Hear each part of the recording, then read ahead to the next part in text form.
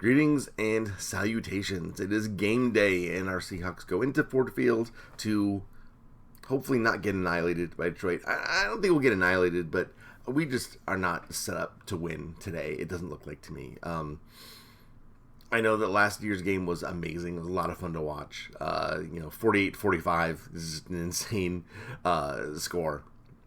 I don't anticipate a repeat this time. With both our starting tackles out, and no real plan to replace them. I mean, we signed Jason Peters, but he's not starting today. We picked up 2 practice squad players, which is good. I didn't know much about Raekwon O'Neal other than that he was a solid player, but I didn't really think of him as NFL material during the draft process. And McClendon and Curtis I liked a lot. I liked both the McClendons that were in the draft this year, and the Rams got one of them, and then they got McClendon. God, I can't remember his last name now. Anyway, and we got Curtis. We just picked up Curtis McKendon off the Raiders practice squad, which is great. In fact, I think I would probably start him today over Jake Curhan because I do not like Jake Curhan at tackle. I don't. I think he's a fine guard, but I think putting him at tackle is a huge mistake. He was eaten alive last week, and I just don't know that we'll have a plan to give him help because that's not how we do, right? That's not how the Seahawks do. They're just like, we're just going to play our game, and you're going to have to beat us.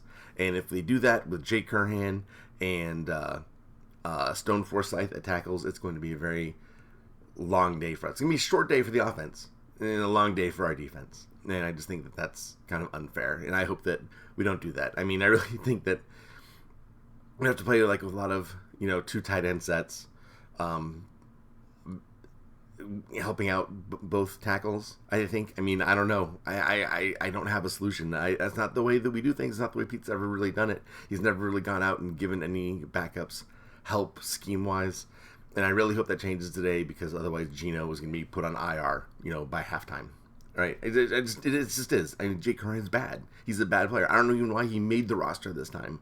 I literally don't. And I'm not one to speak poorly of people, but when he's a bad player, you have to call it out. And he allowed pressures on half of his snaps last week in a replacement role, and it's not going to get any better against Aiden Hutchinson and crew over in Detroit. I just think that this is asking for trouble if they're not having someone come in and help him pass block, help him run block, help him do whatever. He's just not cut out for it. He's just not. Right? So I think our offense is under a lot of pressure today. I don't think that we scheme up to do it. Maybe Shane Waldron will do it, in the face of Pete, who will probably say, "Oh, we don't need to do that." I don't know. I don't know these things, but I'm just going by past history. Is we just have not done a very good job of scheming for our weaknesses, for the opponent's weaknesses, for whatever. We just say, "Let's just do what we're good at," and I just don't think that they realize that Jay Curran's as bad at his job as he is on film. I don't know. Maybe he's a really good practicer. I have no idea, but I have no faith in Jake Curhan whatsoever.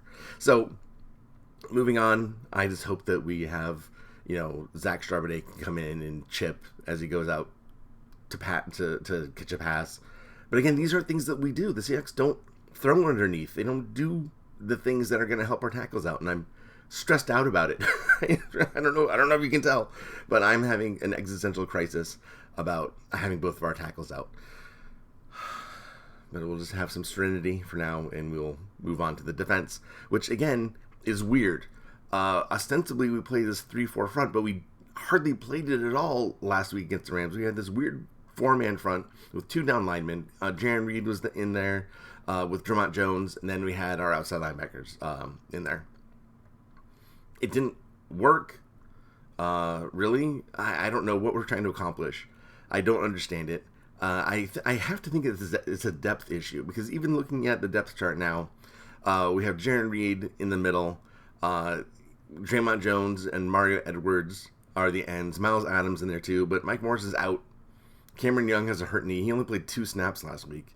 So I kind of understand why their 3-4 is so hard to implement right now, because they don't really have the personnel for it.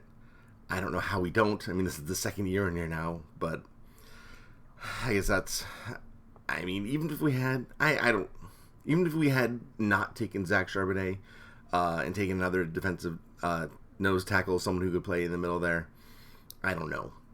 I don't know if it still would work. I just don't. I'm confused as to what the defense is trying to accomplish. I really, really am. They're not getting any pressure. They're not winning their one-on-ones. Okay, so they're playing this 4-down lineman, and none of them are getting pressure, right? Boy, Mafe let me down against a left tackle that I've never even heard of before. I mean, and then there was no pressure coming the other side either. The only pressure we got was Jaron Reed broke through once, and Kobe Bryant blitzed like twice. And once he got set on his ass, the other time he kind of got a hurry. Or maybe he got a hit. I don't remember what it was, but regardless, it didn't impact the game whatsoever. It's just a bad plan. I'm frustrated with the defense right now. I just really am. I don't know what we're going to do about it, and it's not any better today with Mike Morris out, Devin Bush is out. They called up John Radigan, and they called up Artie Smith. Devin Witherspoon makes his debut today. I think that's great. That's going to be fun to watch him play. It's going to be his first game. This is going to be a really difficult matchup for him. With Amon-Ra St. Brown running rampant through the middle. I don't know if he's going to be called on much to cover him. It'll be a fun challenge. I think that'd be a fun duel to watch. But since Ross St. Brown does most of his damage in the middle, and I don't know if he's going to be playing nickel. He's listed as playing nickel right now, but I don't know if that's going to be the case. I don't know if Trey Brown's going to start at nickel, and I'm sorry. I don't know if it's going to be Trey Brown or Devin Witherspoon playing at left cornerback. If Witherspoon's in the nickel, it'll be fun watching up against Amon-Ra St. Brown, but it's going to be that's a tough draw for your first NFL game, coming off an injury. But we got to do something. It's looking grim. This looks grim to me. I think the defense is in shambles right now. I think that we have no identity. Our guys aren't winning one-on-one. Mafe's hurt too, so we don't know about his availability. He'll play, but are we going to be depending on Darrell Taylor, and who's not really good on running downs, to come in? Derek Hall, how's he going to show up? There were so many unknowns. It's going to be a fun game to watch, don't get me wrong, because I'm interested to see how they put this puzzle together, but they just did not do a good job of it last week, and it's 10 times harder this week. We're playing away, not that our home is any advantage anymore, but we're playing away against an up-and-coming team that is all moving in the same direction. They're all on the same page. I think we are motivated but discombobulated, right? I think our coaches are awesome at keeping everyone confident and keeping everyone looking forward, but I think they can't scheme for shit, and they can't make adjustments for shit, and I think that's a problem on game day. They're not good on game day, and that's half the coach's job, right? I mean, it's great to keep them motivated, have them understand the scheme, have them understand what they're trying to do. That stuff's awesome, but you gotta, be able to adjust on the fly. And we don't do that. And this is a game that's going to call for a lot of adjustments. I mean, we have injuries at key positions everywhere. And I don't have confidence that they are going to make the scheme adjustments necessary to make this team successful. We're just about 2 hours away from kickoff, and we'll see what happens. It's going to be a fun game to watch, because, I like Detroit. I like their coach. I like their attitude. The problems that they had drafting, I don't think are a problem. Like people said that they shouldn't have taken Jahmyr Gibbs so high. They shouldn't have taken Dan Campbell so high. These are fungible positions. But they're good players, right? So you get good players that fit what you're trying to do, then you've made a good choice, right? And Brian Branch, I think we didn't really have a position in college. He played kind of this weird rover role in Alabama. Well, you know what? He's the honey badger part two. He just knows where the ball is at all times, and he can do awesome stuff with it when he gets it.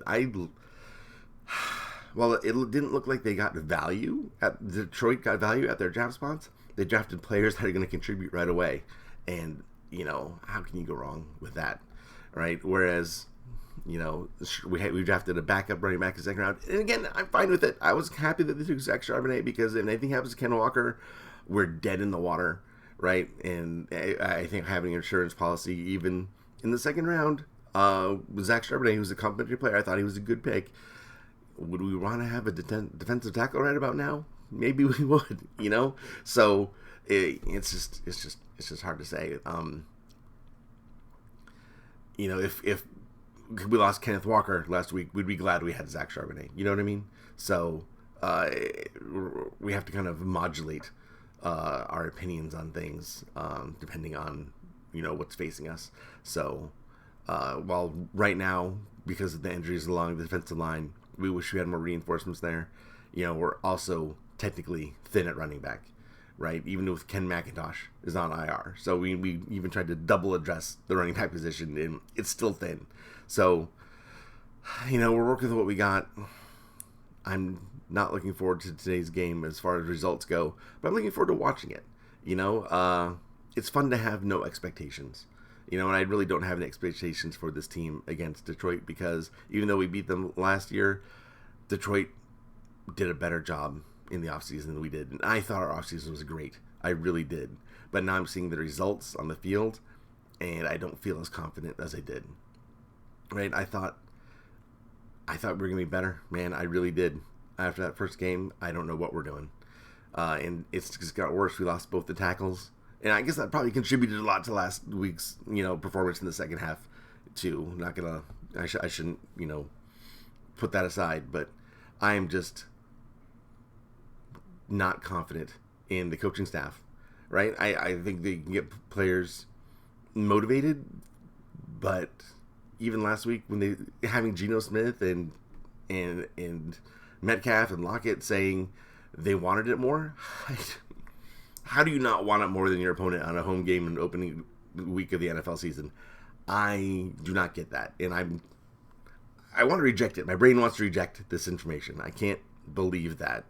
So something else is going on. Maybe they're just throwing cover for the coaches, because I think they love Clint Hurt and they love Pete. They love Shane. I think they really like their coaches. I know the offensive line loves Andy Dickinson. So it's a scheme thing. It has to be. I just don't think that we know how to maximize the talent that we have and how to protect where we're weak. I just don't think they know how to do that. Anyway, that's my thoughts on Detroit's game. I think our keys to victory are making use of mismatches when we have it. Lockett and Metcalf, I think, are probably better than the depth that Detroit has. I think Amon-Ra St. Brown. I think Metcalf and Lockett are better than Amon-Ra St. Brown, but I think Amon-Ra St. Brown is more productive in their system. Right? I just think that Detroit knows how to use them better than we know how to use our wideouts. Right? So I anticipate Amon-Ra having a pretty good game, even if he has to go up against Witherspoon, because it's Witherspoon's first game back from injury and his first game in the NFL. I don't think it's fair to have massive expectations on him today. I hope to see some good growth, but I don't expect a lot today. Our offensive line is going to get annihilated. I hope we have some good, inside runs schemed up, because we're not going outside, and I hope that we can pass protect with some extra protection, because otherwise Geno is going to get killed. Jackson Smith and Jigba, I was hoping that he would make a weakness of ours strong. Like, we're not good at that short underneath crossing game. I mean, a little bit, but that was something that was I think really missing. I thought he was going to make us better, but I'm hoping that our offense doesn't make him worse. It's just something that we've historically not been good at. We can't do screens. We're not very good in the short passing game. I was hoping that he was going to take our offense to the next level, but I'm wondering if our offense isn't going to just bring him down. Remains to be seen. It's a long season ahead of us. Today's just another step. Hopefully we do better than last week, but I don't really anticipate it. All right, let me know your thoughts down below. Leave a comment if you feel so inclined. Subscribe if you want. That'd be great for the algorithm. And I will talk to you guys later. All right, see ya.